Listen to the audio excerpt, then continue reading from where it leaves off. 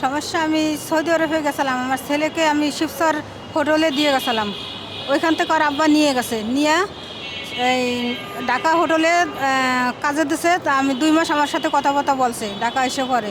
তারপরে আর কোনো কথাবার্তা নেই, আর আব্বার না মোবাইলও বন্ধ, আর মোবাইলও বন্ধ। দেশে ফোন দিয়ে বলে কি আমার ছেলে পাই না, ছেলে পাচারকারীরা নিয়ে গেছে। এখন বলতে আছে কি গন্ডগোলে মারা গেছে।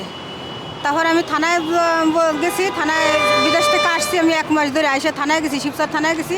শিবচর থানায় পুলিশে আমার কাছ থেকে টাকা খায় চুপচাপ রয়েছে, কোনো কিছু ই করে নাই না কারণে। তারপরে আমার আব্বার নাম্বার, আমার স্বামীর নাম্বারগুলো দিয়ে দিছি, সে নাম্বারগুলো সব বন্ধ হয়েছে। ও নাম্বার বন্ধ করে ও পলায় রয়েছে। আর আমার ছেলেকে ওই আমার স্বামী হয়তো মেরে ফেলাইছে, নাহলে বেশি ফেলাইছে। ওই কিছুদিন আগে আমার বলছে, গন্ডগোলের আগে বলছে, মা আমার 25,000 টাকা হয়েছে, আমার আব্বা আমার টাকাগুলো নিয়ে গেছে। টাকা চাইলে বলে কি তোর কাকার কাছে তোর জমি দিয়ে, আমার বাড়ির জমি তোর কাকার কাছে বেঁচে দেবো, তোরা বাড়ি থাকতে দেবো না। এই আমার ছেলের হুমকি দিছে। হুমকি দেওয়ার পরে আমার ছেলে আমার তাই বলছে, বলার পরে আর আমার ছেলের সাথে কোনো যোগাযোগ নাই, নাম্বার টাম্বার বন্ধ। তারপর আমি সৌদির থেকে আমি এসে পড়ছি 1 মাস ধরে। ছেলের বয়স এই 14 বছর চলে। খোঁজ পাচ্ছেন না কতদিন হলো? খোঁজ পাচ্ছি না, আজকে মানে ওই 6 মাস, গন্ডগোলের 15 দিন আগে, গন্ডগোলের 15 দিন আগের থেকে আমি খোঁজ পাইতেছি না। সর্বশেষ কথা হয়েছে কত মাস আগে আপনার? প্রায় এই গন্ডগোল হয়েছে তো 5 মাস ধরে, তাহলে 6 মাস ধরে আমি কোনো খোঁজ নাই, নিখোঁজ 6 মাস ধরে। দেশে আসছেন 1 মাস যাবত? হ্যাঁ, দেশে আসছে 1 মাস যাবত। 2 বছরের আমি মেয়াদে গেছিলাম, সেখান থেকে আমি 9 মাস থেকেছি।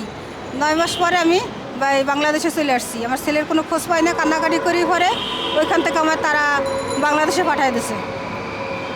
ছেলে মেয়ে কয়জন? 1 ছেলে 1 মেয়ে। মেয়েটা মাদ্রাসায় থুয়ে গেছি, মেয়েরা আর ছেলেটা আমার শিবচরে মিষ্টির দোকানে দিয়ে গেছিলাম, ওইখান থেকে আর আব্বা নিয়ে গেছে।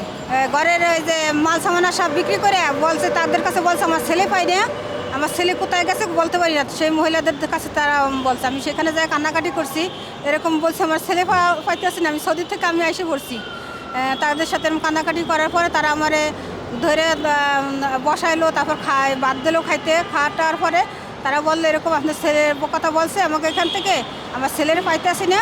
সে ঘরের মাল সামানা সব বিক্রি করে ওইখান থেকে সরে গেছে, পলায় কোথায় গেছে তারাও বলতে পারে না।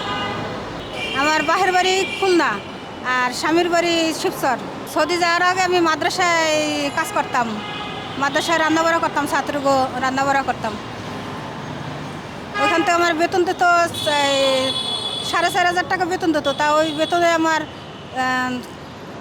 কিছু হইতো না, খরচ আমার হইতো না। সেই জন্য তো আমার ওইখানের এলাকার যে ওইখানের মেম্বারের ভাই তারপর আমার সৌদি পাঠাইছে। এখন আপনি আমাদের মাধ্যমে সরকারকে কি বলতে চাচ্ছেন, কি জানাতে চাচ্ছেন আপনার? সরকার জানাতে চাচ্ছে আমার ছেলেটারে আমি যেন আমি পাই।